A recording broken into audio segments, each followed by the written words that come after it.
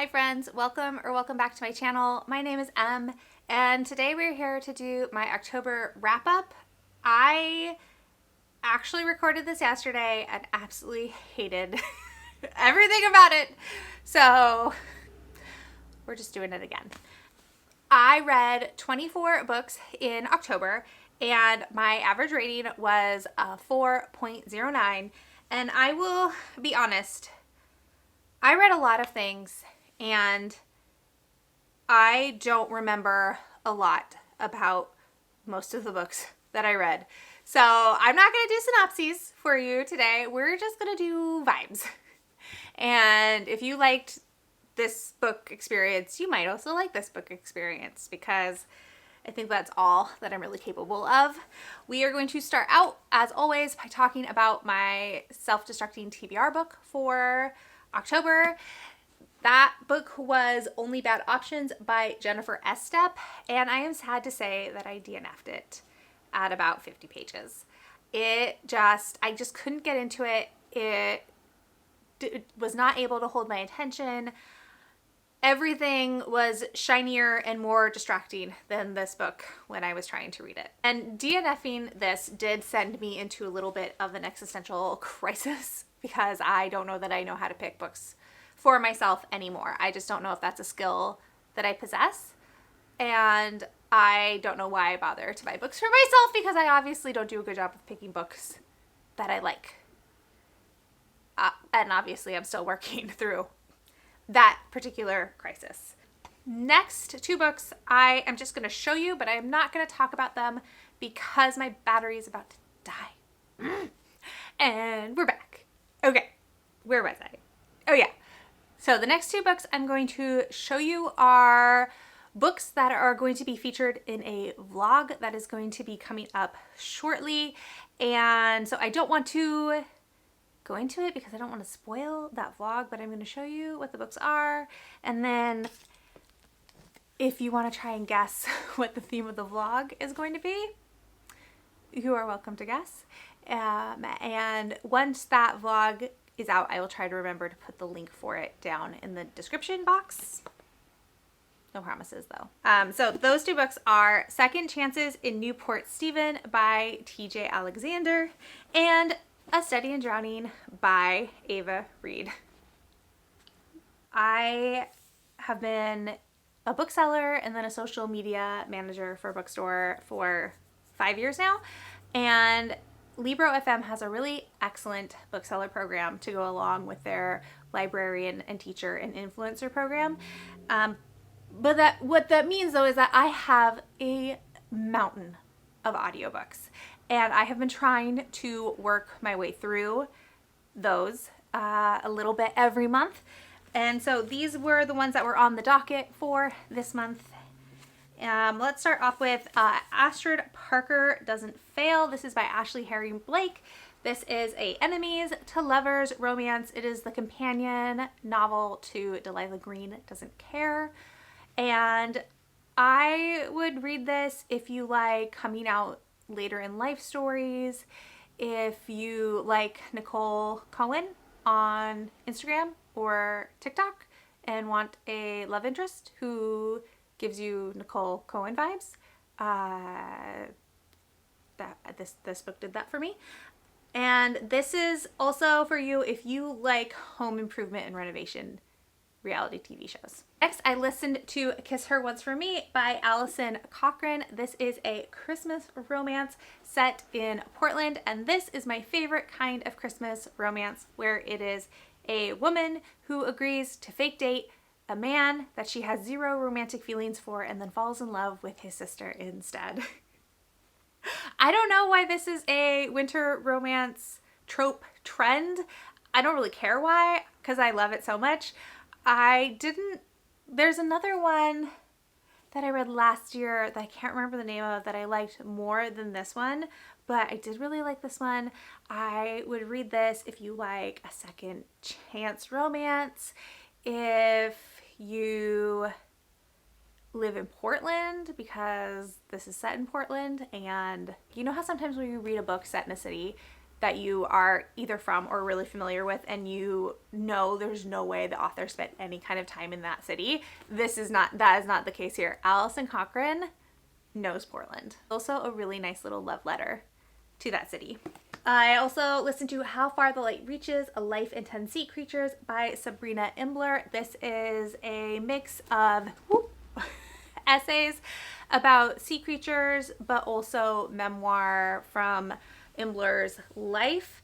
I would recommend this to anybody who likes marine science, but also queer stories, who likes memoir. I think if you like Carmen Maria Machado, you would also like Sabrina Imbler. I will say there is a content warning for assault in this. There's a couple essays closer to the middle that deal with assault, and those were hard to read, but I think Imbler's writing is really lovely, and I'm interested to see what else they write in the future, because I believe this was their debut. And then continuing on the winter holiday romance train, I listened to How to Excavate a Heart by Jake Maya Arlo. This is YA. Oh man, I guess this is also kind of enemies to lovers, and I would recommend this for people who want to relive how complicated your relationship with your mother can get when you are a teen, even if you're an older teen. Yeah, this one also has a content warning for assault, so just to be aware. I thought it was handled really well, and I could see the main character in this book being really annoying, but if you go into it just with that mentality of reliving what it was like to be a teen when all the feelings feel so big and so angsty, then I think it's a lovely book, and I had a lot of fun listening to it. And then I also listened to Whiteout by Danielle Clayton, Tiffany D. Jackson, Nick Stone, Angie Thomas, Ashley Woodfolk, and Nicola Yoon. This is set in Atlanta during a blizzard, and we're following a whole bunch of different couples as they fall in love, get together, break up, etc., etc. And I listened to this on audio, obviously, because this is the Libro stack, and it's full cast narration, and it was excellent. As with most short story-esque collections, there were chapters that I loved more than others, but overall I thought this was a really excellent collection, and so cool to see how collaboratively all 6 authors worked together. And then last up, I listened to the conclusion to the Celestial Kingdom duology, Heart of the Sun Warrior by Sue Lynn Tan. I felt the same way about this that I felt about Daughter of the Moon Goddess. I think Sue Lynn Tan's writing is beautiful. I loved her world building. I like her characters. I just hated the love triangle so much. And the love triangle continues to be a plot device all the way through. I also didn't really care for the ending of this book, so. But I am really glad that I have now finished this duology, because I was feeling a lot of FOMO about Daughter of the Moon Goddess, and so I am glad that now I don't have to feel that anymore, and I just know it wasn't exactly the story for me. And I would read Sue Lynn Tan again if she doesn't have a love triangle in whatever she writes next. Okay, where are we going next? Alright, I did read 2 witchy books in October, kind of. One that was definitely witchy, and that was Venco by Sherry Dimmeline. I had only heard rave reviews about this through the internet since it came out, and I feel like it deserved all the rave reviews. I really love Sherry Dimmeline's writing, and I really liked Lucky in here, and I liked all the characters. There are a lot of characters in this book, but I never felt overwhelmed or confused about who was who. I feel like everybody was so distinct. I also really loved how inclusive this book was about who gets to be a witch and what a witch looks like. That was excellent across the board. And I had a great time. So I think if you want like a modern witchy book that's actually witchy, this is a good one. And then witchy book that was not witchy enough was Bindle Punk Ruha by Desideria Messa. I said this in the vlog where I read it, and I still feel that way. It felt like the author came up with this premise and it was super cool, and then started writing her book and forgot that was her premise, and then at the end scrambled to put that back into her story. This is largely historical fiction. I would probably recommend this to people who like Alice Hoffman or maybe Babel, books where the magic component is really, really in the background, and you could take away the magic component and it really wouldn't change very much about the book. Pretty disappointing for me, mostly because I feel like it did not live up to the promise of the premise from the title. All right, let's talk about the series that I caught up on. I read the latest installment in the Singing Hills cycle, Mammoth at the Gate by Nevo. This is book 4 in the Singing Hills cycle. And again, Cleric Chi is just amazing, almost brilliant, has a really big role in this book, and I love Almost Brilliant with my whole heart. There is also a new bird, I can't remember what the type of bird is called, but a new bird character introduced in this book that was so cute. So cute. I love her so much. And I just absolutely loved it. But this one's about grief and how different people mourning will have different stories and different views of the person that everyone is grieving for, and also how weird and sad it is to go through the belongings of somebody you loved once they have passed on. I also read the next book in the Clackety series, I guess, The Night Housekeeper, and this is very creepy middle grade. I think if you like Small Spaces, if you like Coraline, if you like middle grade with creepy fantastical worlds, then give this a try.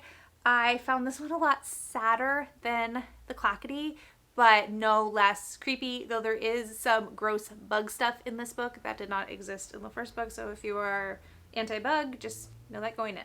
And then I finished the Skullomance series with the Golden Enclaves by Naomi Novik, and honestly, I remember almost nothing that happened in this book. And I realized that I remember almost nothing that happened in the whole series.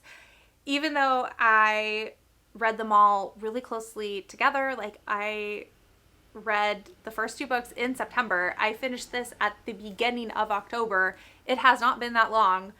Theoretically, I should be able to retain knowledge about this series more than a month out, but it was just one of those popcorn series for me, I think, where it was so easy to consume and so compulsively readable, but not anything that I'm going to carry with me for a really long time. I would recommend this if you want a magical boarding school, if you like a rude heroine, which I am a big fan of, and if you want to read an adult fantasy that reminds you of reading YA fantasy when you were a teen, which is, I mean that as a positive thing.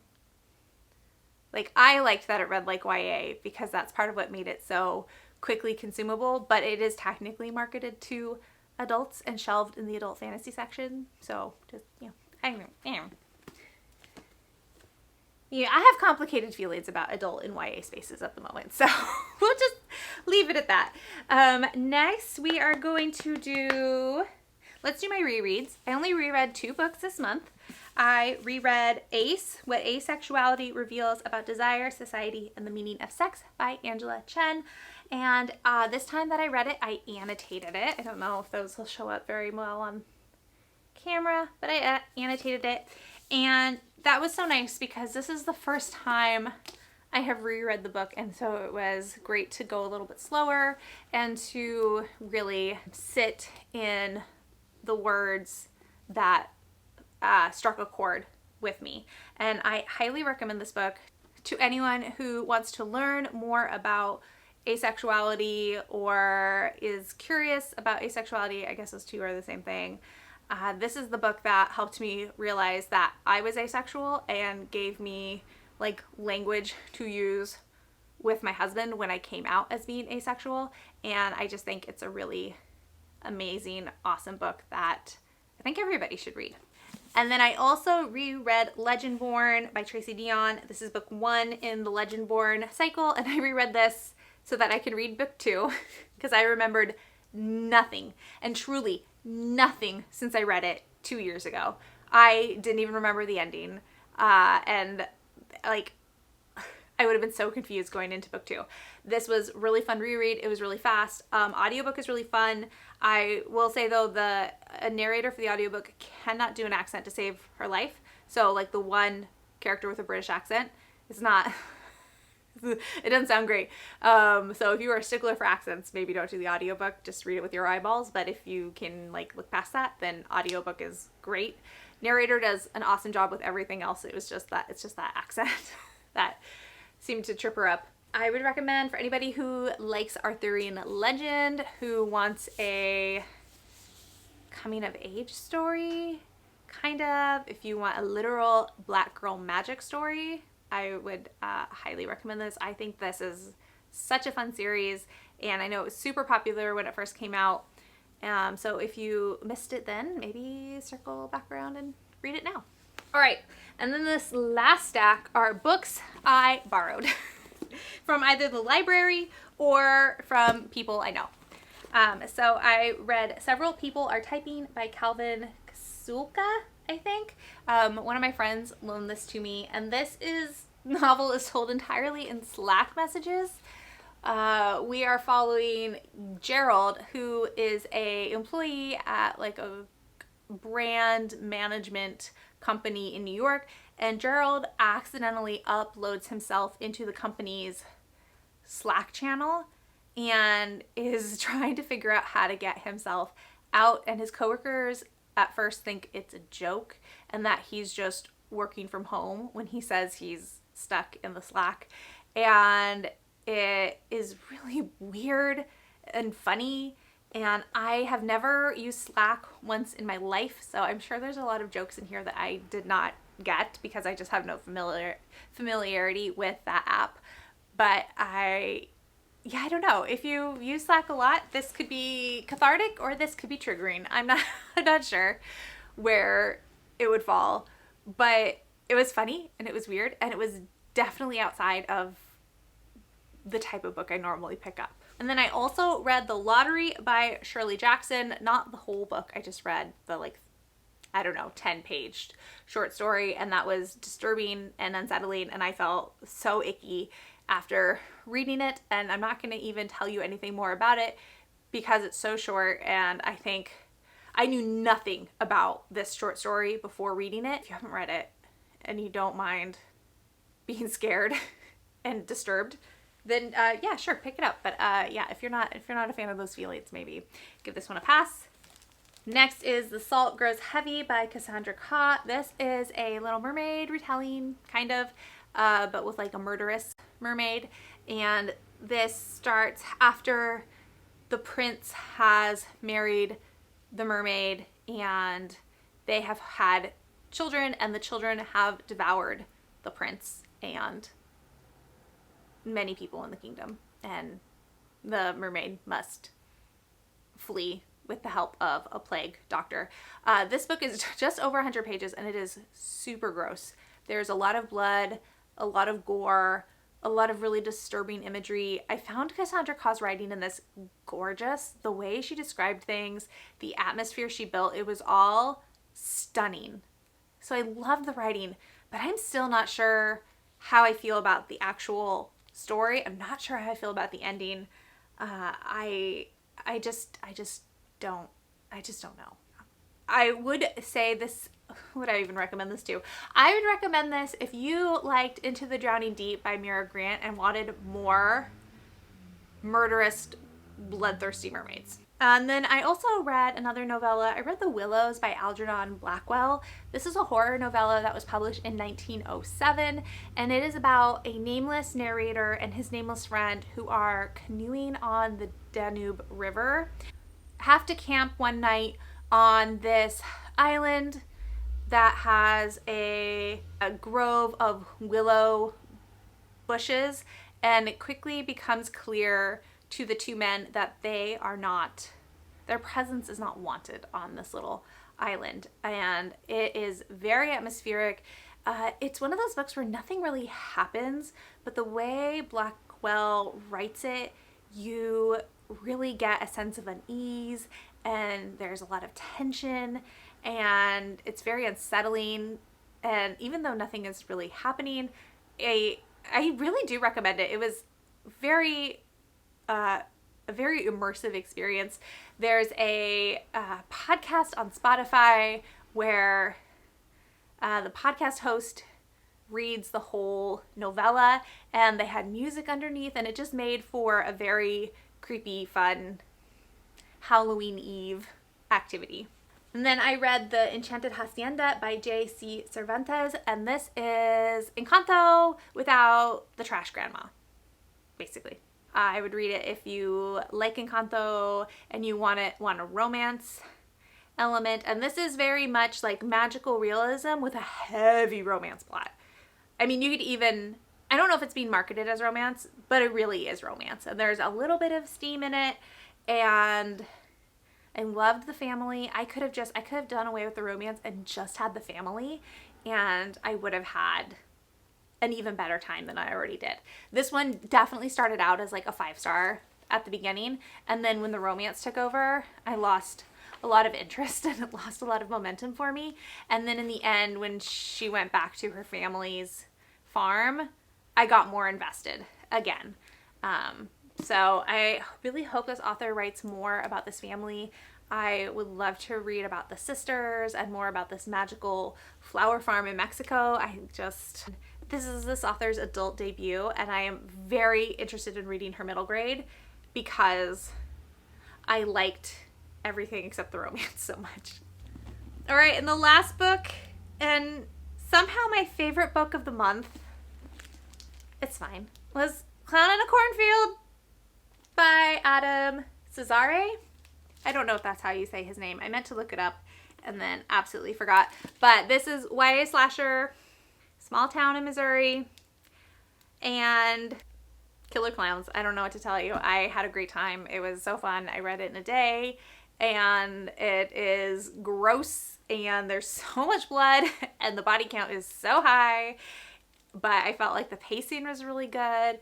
I liked the setup. I liked our main character a lot, and I'm probably going to read Clown in a Cornfield too because now I'm obsessed.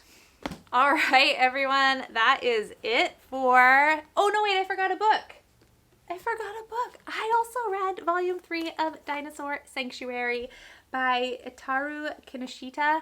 I love this manga series so much. It sets up the premise that in the 1940s, this island was discovered where several species of dinosaurs had survived. And through science and genetic stuff, the scientists were able to bring back the majority of dinosaur species, and now there are these dino parks all over the world. And in this series, we're specifically following a dino land in Japan, and Suzumi, who is a brand new dino keeper, and this dino park is struggling financially, and Suzumi and all the other dino keepers are trying to figure out ways to save their dino park. And it's just so cozy and wonderful and a great mix of storytelling and science. All right, there we go. That's it. That is everything that I read in October. If you made it to the end of this video, thank you so much for watching with me, or for watching my video. I apologize for my lack of ability to retain any type of useful information, but you know, I think while I did enjoy most of my reading this month, a lot of it was fairly forgettable. Sadly. But that's okay. We're gonna keep moving on. If you want to leave a comment, I would love to hear how your October reading went, what your favorite book of the month was, what your least favorite book of the month was, anything you want to share. I would love to hear it. If you want to leave a comment but you don't have anything to say, let's do a dinosaur emoji, and I will talk to you all in the next one. Bye!